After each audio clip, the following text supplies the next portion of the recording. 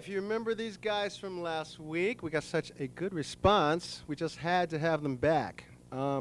Actually, Art and myself go back a long way. We actually met out here in California, although we're both from our hometown of Cleveland, Ohio. So, without further ado, Cleveland, Ohio. Sorry, did I pronounce it wrong? This next song is going out to our good buddy, George Kern in Cleveland, Ohio. Please welcome one more time, Art Stucco and Matanga Umbaki.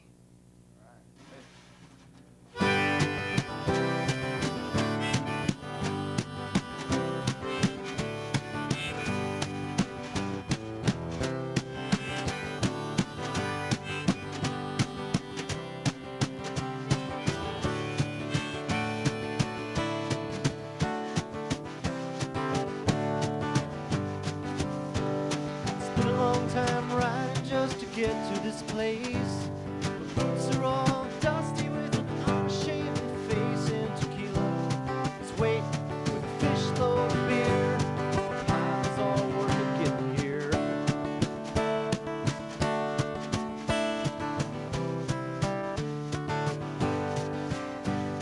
And I'm just sitting in old Mexico. My card playing's hot, but my body language cold.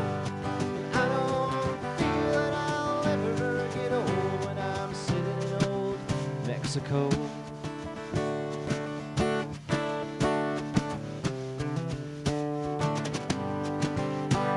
The ride reveals truths that have never been told. Moving to another town, I must be bold with a lifespan of many. I must unfold to my dream-filled fantasies. I must be loyal. I must be loyal. Just sitting in old Mexico. This fence is painted overhead, meant dead on the floor. And each day is looking harder than the other one before. And I'm sitting in old Mexico. I know I'll never get old.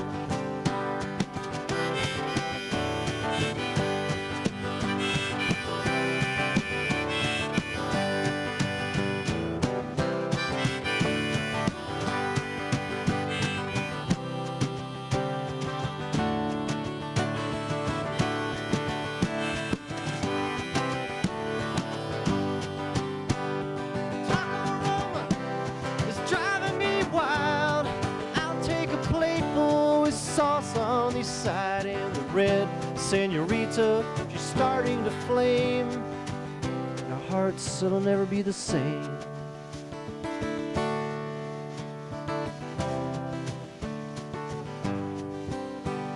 And I'm just sitting in old Mexico. This fence is painted overhead, meant dead on the floor.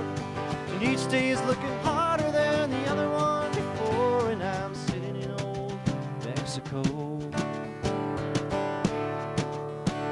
Yeah, I know I'll never get old. Oh, now I'm just sitting in old Mexico. The card playing's hot, but my body language cold. And I don't feel that I'll ever get old when I'm sitting in old Mexico. I know I'll never get old.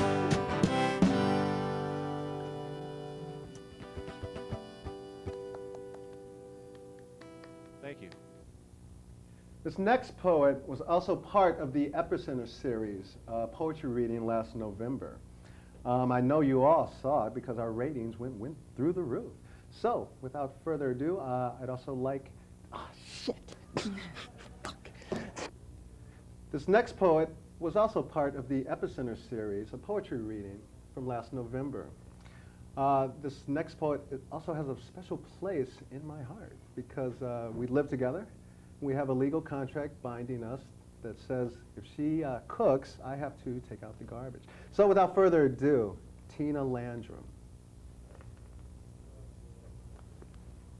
I think that with spring coming on, it's a good time to read Semi-Precious. There is a day outside my door, that seems to be swept up from far exotic meridians. There is an orchestral tuning of birds as they barrel roll between silk wire webs, still holding morning dew and prism beads. There is the smell of wet earth as I remember her. Then I was her lonesome child and loving to lie down on that broad brown belly. I would dig with the heel of my hand and scoop with fingernails deep into her secret. I brushed many times across the gems, but left them planted. Today, she's wet again and calling for grasses, vine, and tree to root down deep, pull love from the mother, press on and break free. This next poem, also having to do with flowers and blossoms, but from the last marriage, before the best one. It's called Wild Mustard. The picture of my ex-husband was taken on our honeymoon. He sits in front of a wild mustard bush that bursts out from behind him. He is young, no scars or a missing teeth yet from the flagstone beating, one of many falls that only aches in his sobriety. Now his children burst out from behind him, aching in his falls, a cold water look at Daddy.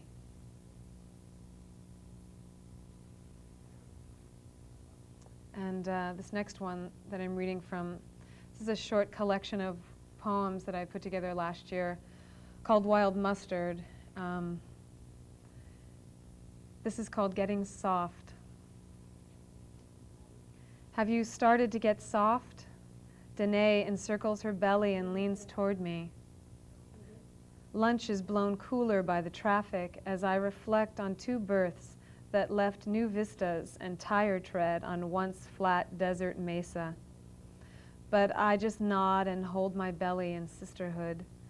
She is yellow-haired and visionary as she assures me it means we're getting softer inside. I always seem to get people from my life caught up in the poetry that I write, and this has to do with my mother and a number of deaths that were happening around her, friends and family. It's called The Space in Between. Death has been dropping all around my mother like fluttering moths to a wooden floor. In the church, on gurneys, in bathrooms. She wondered aloud that maybe she was rising and they only appeared to be falling. I assured her that the bone cancer and heart attacks were heavy. But what do I know? Maybe her faith has lowered the world a bit. So much of life is ascending and descending, plane rides and escalators and love. I rose when I married, fainted when I lost our baby. We are jumping on beds in our marriage and stay so briefly in the space in between. In keeping with family, this next poem has to do with a dream that I had about my son and about a mother needing to let go of a son who grows up. It's called Following the Wild Man. My feet were in grass, cool. I sank deeper into the net of blades with the boy in my arms. The boy was heavy, but elephants were running the king's crest, and I knew he had to see them. Nothing shone on their hides. Under night's cloth, they absorbed light from the stars. We swam through to the wall, and still their outlines were midnight gray against cave black.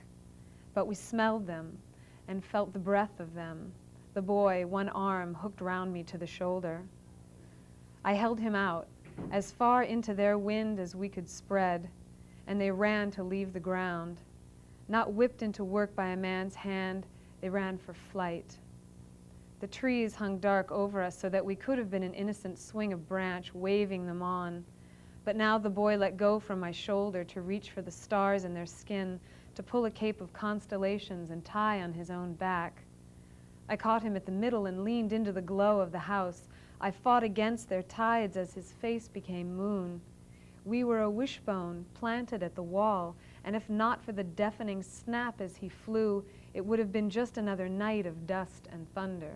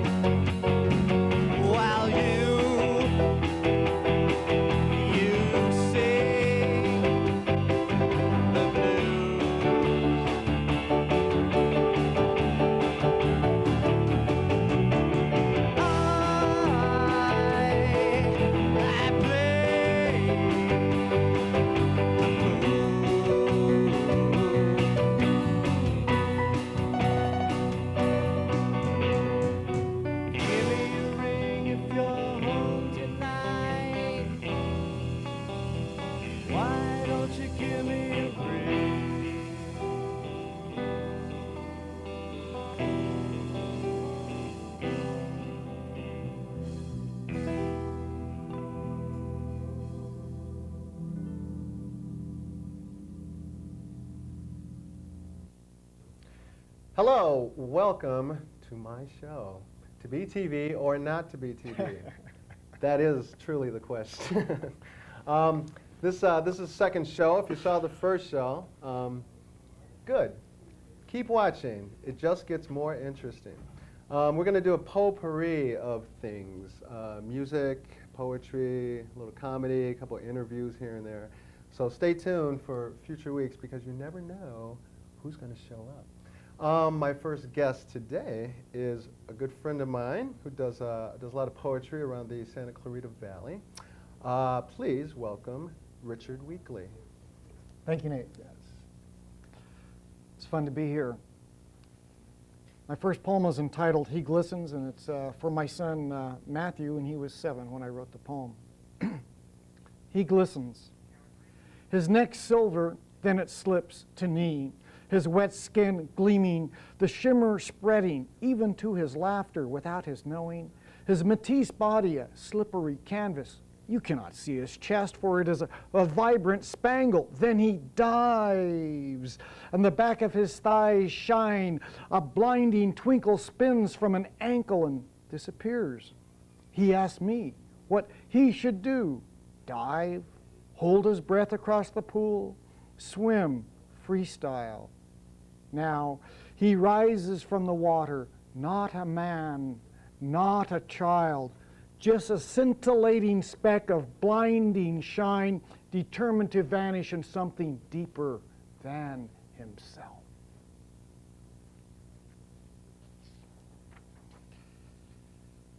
The next poem was written at Barren Lake up by Mammoth Lakes. It was the summer. It was the summer the boy 7 could not resist the skipping of stones on lake after lake. First a record of 8 skips, then 12, then 13. Another bigger boy told him the world record was 52. We counted skips all afternoon, watching the ripples resonate and collide. It was as if he couldn't believe the ripples, the skittering splashes were his, that he had the strength to transform the face of a lake, as if he couldn't accept the power of his arm or his life, and for endless hours the boy kept skipping stones and counting, seeing nothing more than water and ripples. But in every stone I saw the momentous accumulations of my life, every eruption of love, the detailed motion of each ring expanding to its little death on the muddy, motionless bank.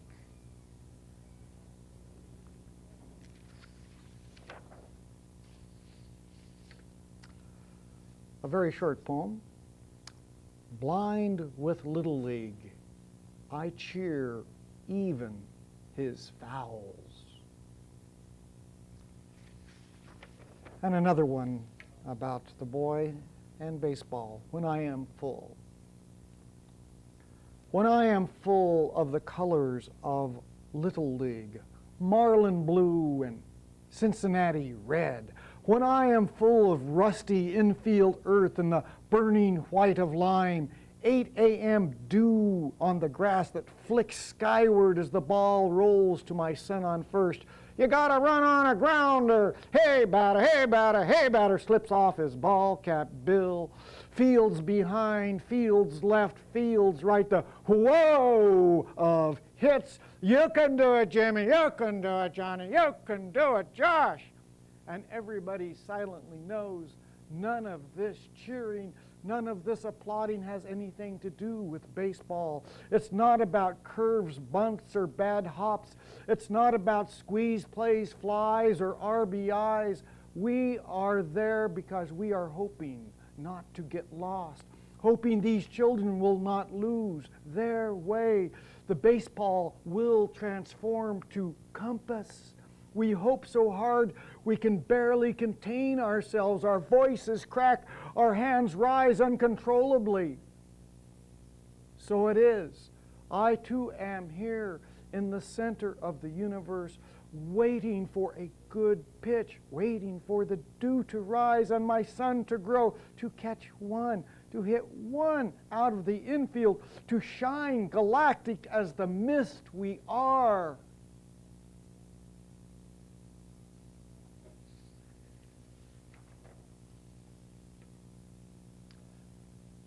Our love is strong.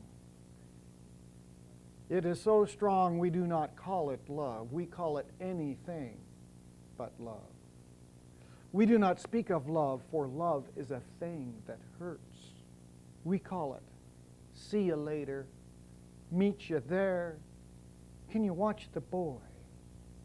And we always see and meet and watch the boy, and we do not call it love, because love is too terrible and too wild, and we are too fragile for any more love, having thought we found it in our other lives, the ones we lived long ago. But it was not love, but merely a passageway that led us to a life that would not know us. We are there now. We only know for some things to live. They must not be named. So much in this world depends on the grand vapor of silence.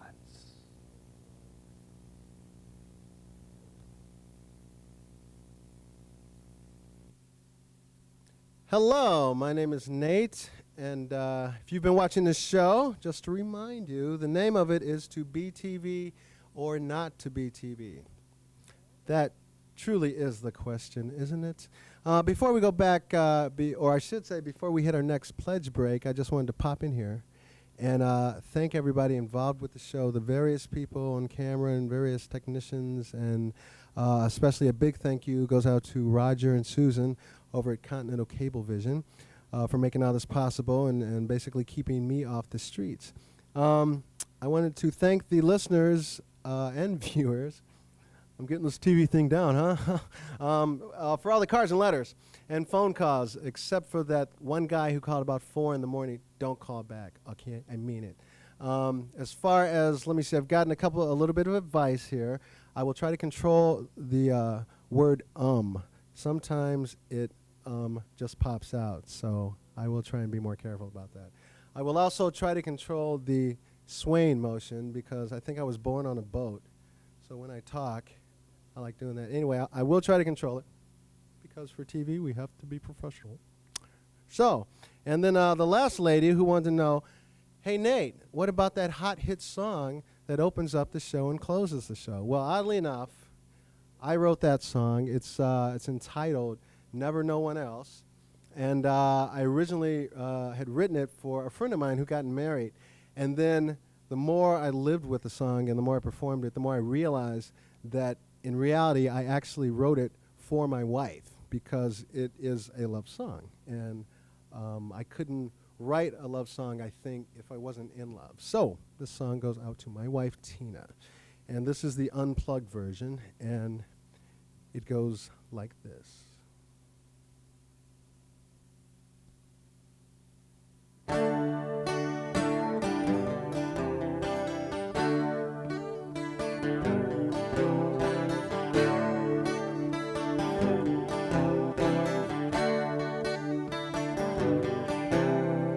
Wandering throughout the world, dreaming of the special one, leaving no stone unturned, seeking but finding none. No one quite like you, no one quite like you, no one to believe in me, no one to help me see the simple beauty standing in front of me. You're here to help me be safer with that side of me, stronger yet kinder too. I get my strength from you. I can now complete myself, and I see no one else, never no one else, never no one else. never no one else but you.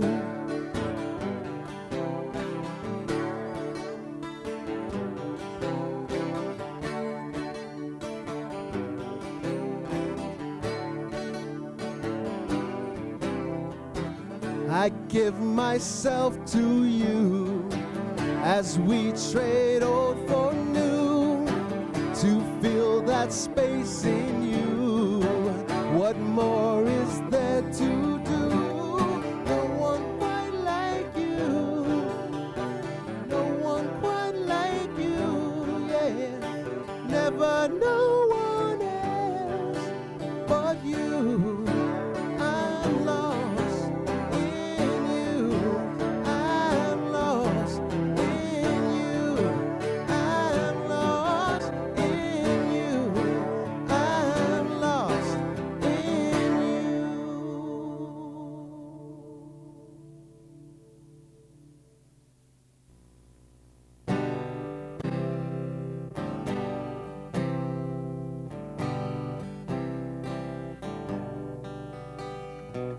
Waiting for summer, watching the skies, so like this feeling that never dies.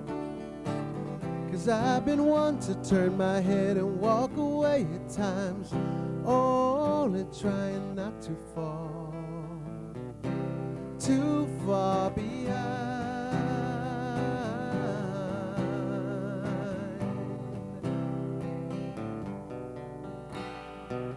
'Twas the season, there was a time, cold winter evenings alone inside.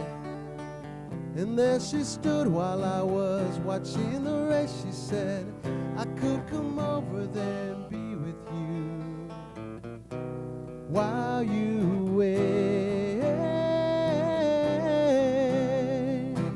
Warm your bones while you wait. The night she said, if you're open, life is calling you over the mountains and shores.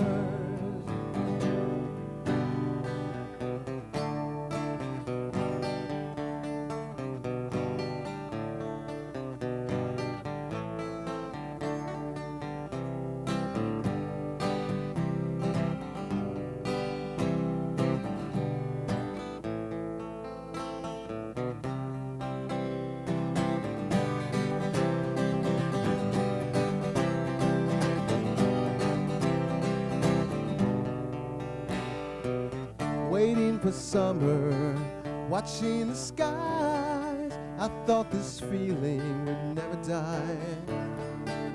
'Cause I've been one to turn my head and walk away in time, only trying not to fall too far behind.